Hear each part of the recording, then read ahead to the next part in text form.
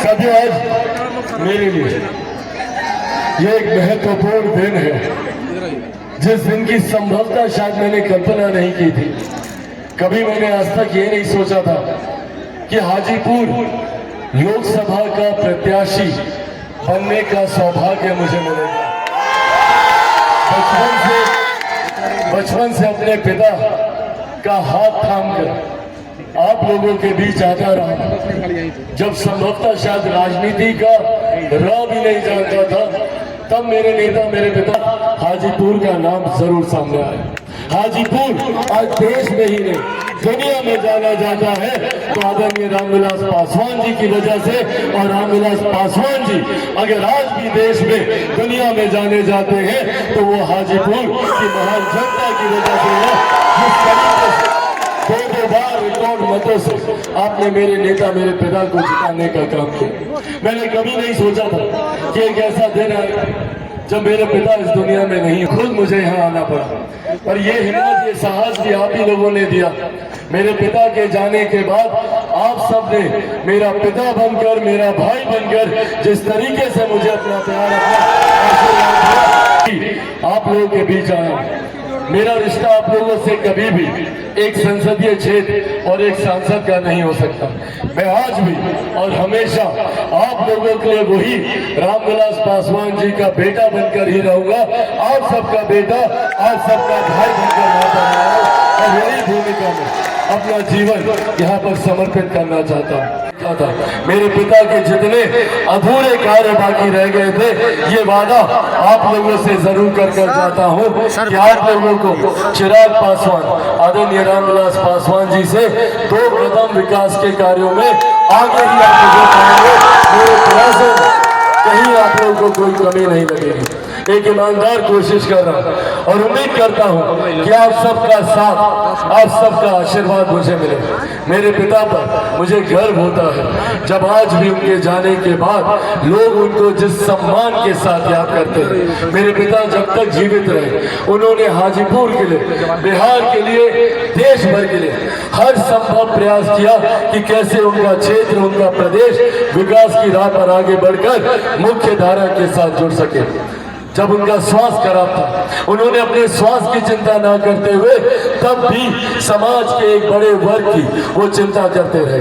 Corona का वो काल था, उनका खुद का स्वास्थ्य उनका साथ नहीं दे रहा था, पर तब भी उनको चिंता इस बात की थी कि जो बिहारी सैकड़ों किलोमीटर की यात्रा कर पैदल की रोटी कैसे मिलेगी। और उन दिनों उन्होंने इस योजना का निर्माण किया, जिसको लेकर आज भी हम लोग को गर्व होता है कि वो देश की ही नहीं, दुनिया की सबसे बड़ी गरीब कल्याण की योजना, प्रधानमंत्री गरीब जन कल्याण योजना, जिसके तहत आज भी 81 करोड़ लोगों को मुफ्त में राशन दिया जा रहा है। ये सोच हमारे नेता आदरणीय रामविलास पासवान जी की रही। साथियों, मेरे नेता ने, हमारे प्रधानमंत्री आदरणीय नरेंद्र मोदी जी ने, हमारे मुख्यमंत्री आदरणीय नीतीश कुमार जी ने हर संभव प्रयास किए कैसे हमारे क्षेत्र की जनता को हम लोग मुख्य धारा के साथ जोड़े। आज एक तरफ जहां प्रधानमंत्री जी के नेतृत्व में देश की अर्थव्यवस्था मजबूत हो रही है, आज हम लोग को गर्व होता है ये कहने में कि दुनिया की व्यवस्था भारत बना है तो ये देश हमारे प्रधानमंत्री आदरणीय नरेंद्र मोदी जी की है।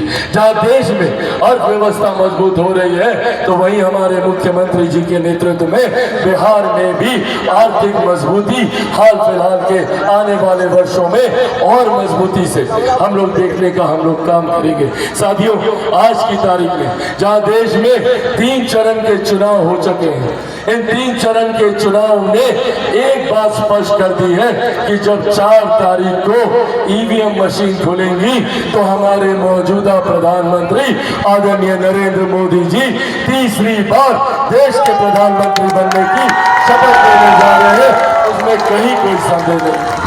और ये बात भी तय है कि लोकसभा चुनाव के बाद जब बिहार में विधानसभा के चुनाव होंगे तो बिहार में भी एनडीए की सरकार बनने जा रही है, इसमें भी कहीं कोई संदेह नहीं है। ऐसे में साथियों, ये वो डबल इंजन की सरकार होगी जो बिहार को विकास की राह पर मजबूती देगी, जहां केंद्र की तमाम योजनाएं महिलाओं से जुड़ी हुई, उनके सम्मान से जुड़ी हुई, शौचालय से लेकर उज्ज्वला तक, या कोई गरीब व्यक्ति आर्थिक अभाव में इलाज से वंचित न रह जाए, 5-5 लाख रुपए तक का मुफ्त इलाज आयुष्मान के माध्यम से हो, या जिस तरीके से हमारे प्रधानमंत्री जी ने हमारी सरहद, हमारी सीमाओं को सुरक्षित रखने का काम किया, अंतरिक्ष के माध्यम से भी विकास के कार्यों को गति दी। आज हम लोगों की ये डबल इंजन की सरकार उनके हर कार्य को मजबूती से धरातल पर उतारने का कार्य कर रही है। हमारे मुख्यमंत्री आदरणीय नीतीश कुमार जी के नेतृत्व में आज बिहार तीव्र गति से विकास की राह पर आगे बढ़ने का कार्य कर रहा है। ऐसे में साथियों, ये आग्रह आप लोगों से करने आए कि कुछ लोग हैं ऐसे जो भ्रम फैलाएंगे, जो गठबंधन बनाकर आप लोगों के बीच आएंगे आप लोगों का मत हासिल करने के लिए। पर ये याद रखने की जरूरत है आप सबको, कौन है ये लोग? ये वही लोग हैं जो 90 के दशक में लाठी में तेल पिलाने का काम करते थे और उसी लाठी हम लोग के ऊपर चलाने का काम करते थे। ये वही लोग हैं जो नौकरी के बदले आप लोगों की जमीन जायदाद लिखवाने का काम करते थे। ये वही लोग हैं जो सुनियोजित तरीके से आप लोगों की जमीन जायदाद हड़पने की सोच रख रहे हैं। इनहेरिटेंस टैक्स के माध्यम से विरासत पे टैक्स लगाने की सोच कांग्रेस और राष्ट्रीय जनता दल के लोग रखते हैं। क्या है ये विरासत पर टैक्स?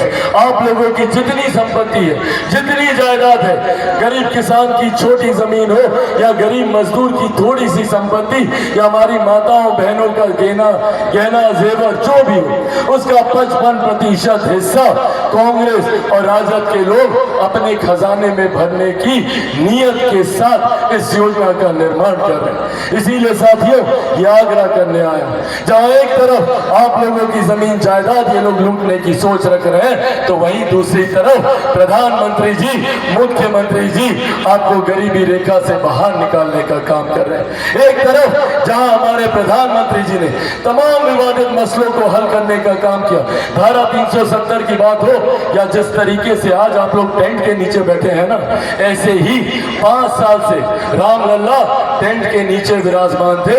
आज अयोध्या में एक भव्य राम मंदिर का निर्माण कर भगवान श्री राम को उनके प्राण प्रतिष्ठा अयोध्या के उस भव्य मंदिर में करने का काम किया। आदि आबादी को उचित प्रतिनिधित्व भारत की संसद में देकर नारी शक्ति अधिनियम को पारित करने का काम किया। साथियों, जहां ये लोग हमारी सरकार आप लोगों को मजबूत करने की बात कर रही है, तो वही विपक्ष के लोग झूठा भ्रम फैलाने का काम करते हैं। कभी कहेंगे संविधान को खतरा है, कभी कहेंगे आरक्षण को खतरा है, तो कभी कहेंगे लोकतंत्र को खतरा है। ये लोग चिंता करेंगे लोकतंत्र की, जिन लोगों ने सन 75 में आपातकाल लगाकर सही मायनों में लोकतंत्र की हत्या करने का काम किया।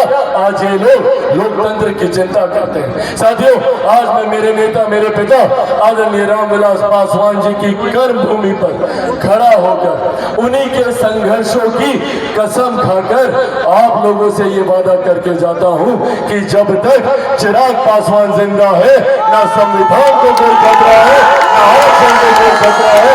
ये तमाम बातें सिर्फ झूठा भ्रम फैलाने के लिए की जाती है। माननीय प्रधानमंत्री जी की विशाल जनसभा है, पर सुबह है 9 बजे तक प्रधानमंत्री जी पहुंच जाएंगे, तो सुबह सब लोग को थोड़ा जल्दी उठकर 9 बजे तक सब लोगों को सभा स्थल पर पहुंचना है। पहुंचेगा ना सब लोग? सबको लेकर आना। और एक बार मैं मेरे मुख्यमंत्री जी का हृदय से आभार प्रकट करता हूं। इन्होंने आज एक पिता की तरह यहाँ आकर मुझे अपना आशीर्वाद देने का काम किया। एक बार जोरदार ताली मुख्यमंत्री जी के लिए। आदरणीय